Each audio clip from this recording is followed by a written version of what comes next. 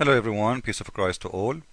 In this video we will show you one more lie the Muslims try to say when they try to defend their religion. The lady in there, you might not understand what she is saying.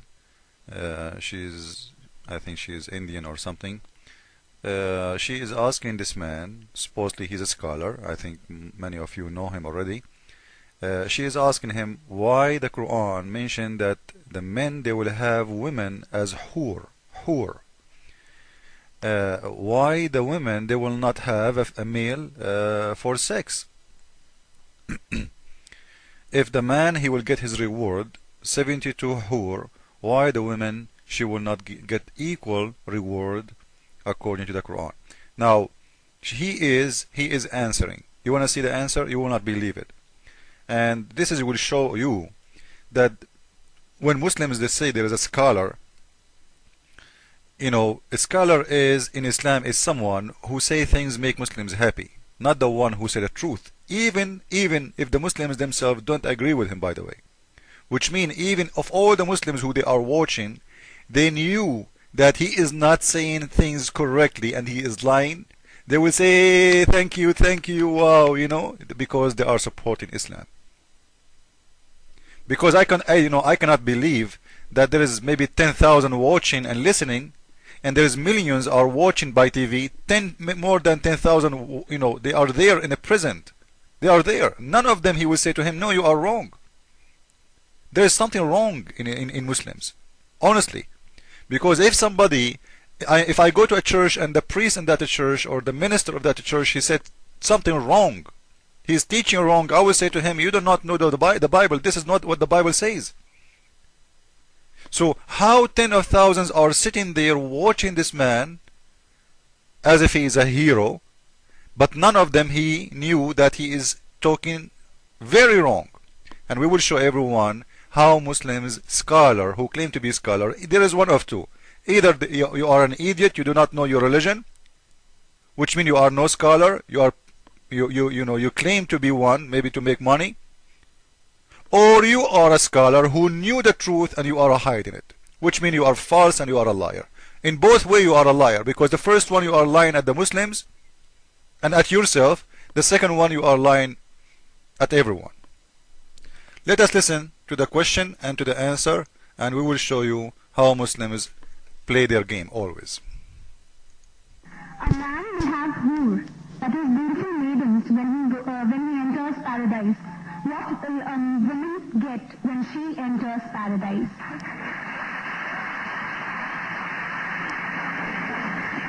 The sister has posed a question that when a man enters paradise, he will get hur, that is a beautiful maiden.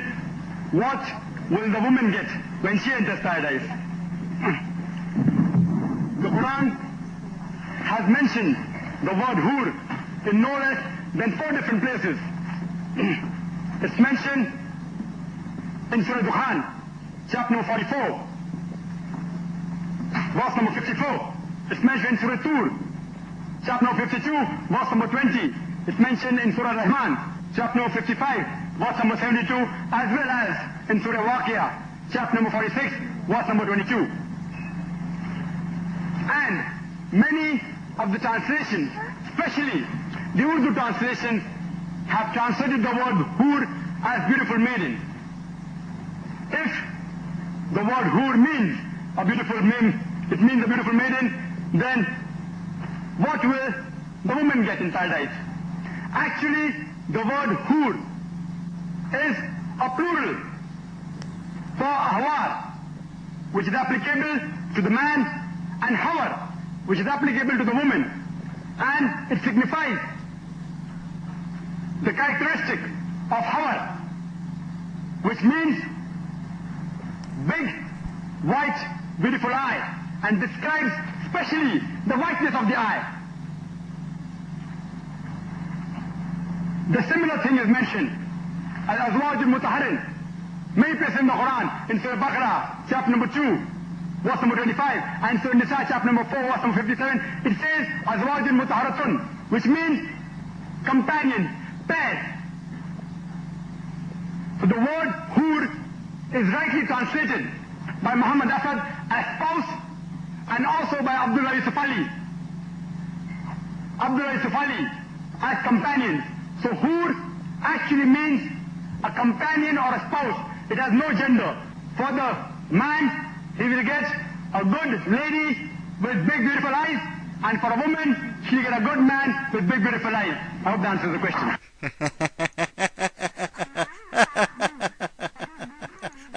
You know, so the Muslim women, look, listen to this. If we go with this man, his wife in the heaven, she will be screwed by 72 men. According to what this guy is saying, because the man, he will get 72 horny women, and now the women in Islam, she will get 72 horny men who will screw her. Amazing religion. So your sister, your mother, your wife, she will be screwed by 72 men in heaven. That's what he said. But the fact, the Quran doesn't say that, and I will show everyone in a very easy way how Muslims do lie. This is the chapter he mentioned to us, and as you see, the word hur is in English there. They did not translate, but they wrote the word as it is, hur. The translation is between the two mark, beautiful fair females. Now according to Mr. Zakr Naik, those beautiful fair females, this is a wrong translation. This is what he said. Because he said the word hur does not have a gender, it's plural. It can be for a male, it can be for a female. Now I will show you how the Muslims lie in a very easy way. All what we need to do, we go down in the line and we read one more verse. Allah saying that those hur, they never lose their virginity and they never bleed. And not only that, no man or genie did that to them. No man or genie did have sex with them. So if they are, or they could be male, your God Allah saying no men and genie have sex with them yet?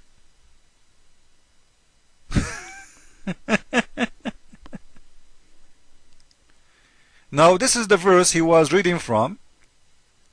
It says in here, Lam, which means none or no one, yatmutahun, make them lose their virginity and bleed. Insun, which means a human, qablahum, before them, and not even jan, wala jan, which means even not even a genie. So no one made them lose their virginity and bleed. Yatmutahunna mean bleed from the ins, which means from the human, and from the genie. If we go to the translation,